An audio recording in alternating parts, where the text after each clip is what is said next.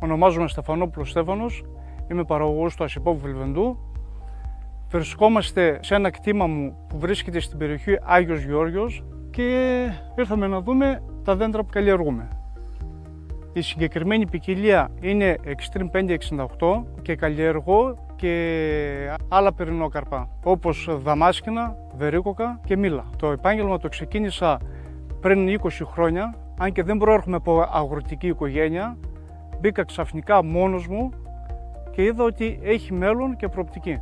Βρίσκομαι σε μια αγροτική περιοχή που προωθείται πολύ το ροδάκινο και επέλεξα να κάνω αυτό. Και είμαι και πολύ χαρούμενος και πολύ ευχαριστημένος.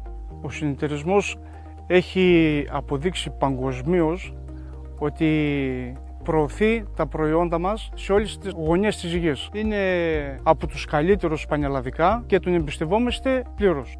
Πολλές θα είναι οι εποχές που είναι όμορφο το κτήμα, αλλά θα προτιμούσα την άνοιξη που είναι ανθισμένα τα δέντρα. Στη συνέχεια έχουμε αυτό το στάδιο που βλέπετε, που είναι ο καρπός μικρός, που είναι στο σημείο του αραιώματος, και μετά από 2 μήνες θα είναι η συγκομιδή μας.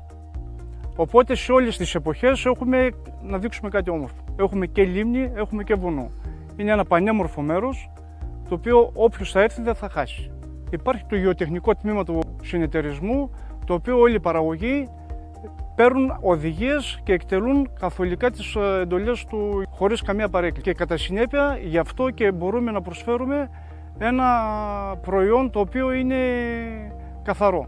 Το Velvita είναι ένα brand το οποίο έγινε εδώ και αρκετά χρόνια, το οποίο συνδυάζεται με ένα καρπό χωρίς υπολείμματα και ένα καρπό γευστικότατο. Ο συνεταιρισμός κάθε χρόνο εξελίσσεται, είτε με καινούργια μπραντ που παίρνει, είτε με τις εγκαταστάσεις που έχει κάνει και διάφορες επεκτάσεις που γίνονται με διάφορους συνεργάτες.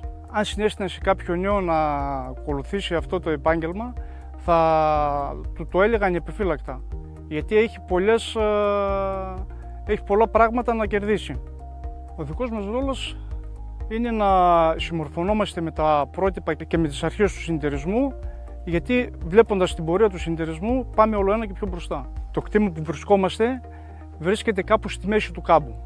Από αυτό το σημείο μπορούμε να δούμε και τη λίμνη και το βουνό. Είναι ένα από τα αγαπημένα μου κτήματα και σας προτείνω να το επισκεφτείτε.